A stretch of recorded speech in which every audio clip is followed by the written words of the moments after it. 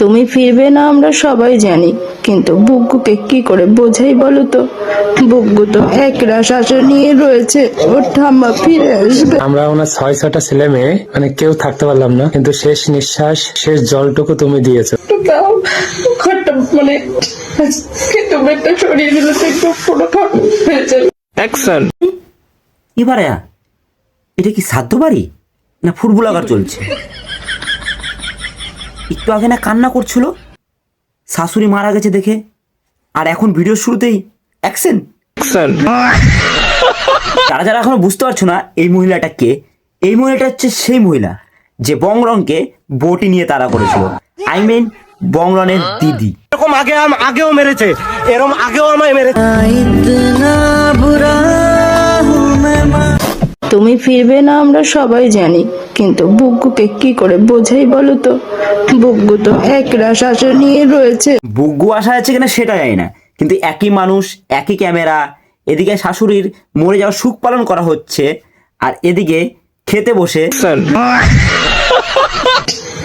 কিন্তু বেডটা সরিয়ে দিলে তো একটু পুরো ফাঁকা হয়ে যাবে। আজকে গাইজ আমরা শিখবো বংরনের দিদির কাছ থেকে দুঃখকে কন্টেন্ট বানানো, আর সবই তোমার আমাদের ওই সুমি মামনির গুরুদশা।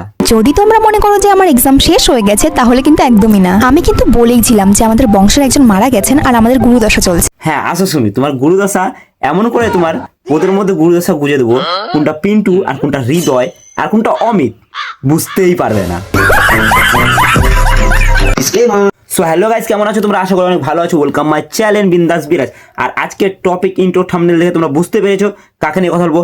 হ্যাঁ সেই মহিলা, একদমই হ্যাঁ সেই মহিলা, বংরনের দিদি দীপিকা ঠাকুর, যে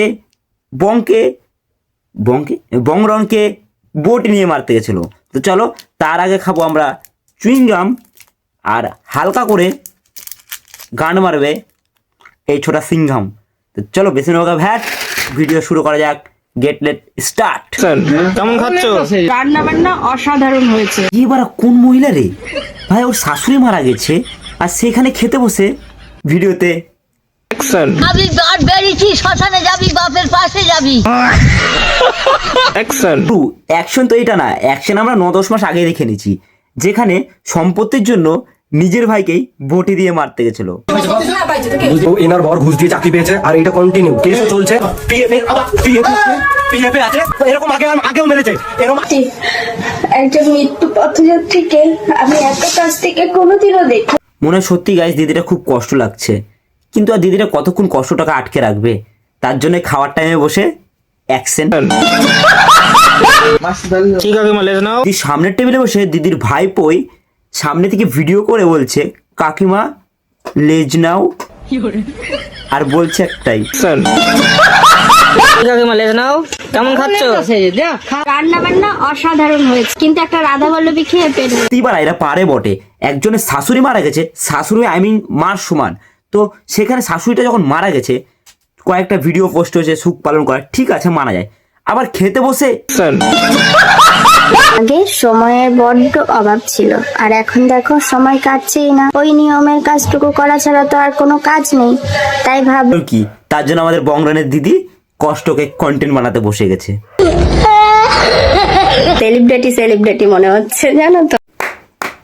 বাহ বাহ বাহ বাহ, আমাদের দিদিভাই এদিকে আবার দুদিন সাধ্যবাড়ির ভিডিও বানিয়ে নিজেকে সেলিব্রিটি মনে করছে। বলছি দিদিভাই তুমি আমার চ্যাটার বাল। সমালোচনা তো আর যাকে তাকে নিয়ে হয় না, তাই না? বড় বড় মানুষদের নিয়ে, বড় বড় সেলিব্রিটি মানুষদের বা বড় বড় ক্রিয়েটারদের নিয়ে হয়। তুমি কি ভাবছো তোমাকে সোশ্যাল মিডিয়াতে কয়দিন ধরে সমালোচনা চলছে আর তুমি নিজেকে কি মনে করছো? সেলিব্রিটি চ্যাটার বাল। হ্যালো গাইস, ভিডিওটা আজকের মতো এখানে শেষ করলাম। আর ভিডিওর কোন পার্টটা তোমাদের সব থেকে ভালো হয়েছে সেটা তোমরা কমেন্টে জানাও। আর পাশে যে বেল আইকন ঘন্টাটা আছে ওটা জুতা খুলে মারো কিংবা ভুট জুতা খুলে মারো, আমি দেখতে যাব না। আর তার পাশে যেটা সাবস্ক্রাইব বাটনটা আছে ওটাও দাবিয়ে দিও। তো ভিডিওটা কেমন লাগলো জানিও। চলো দেখা হচ্ছে নেক্সট কোনো পার্টে, নেক্সট কোনো সিরিজে। Tata bye bye.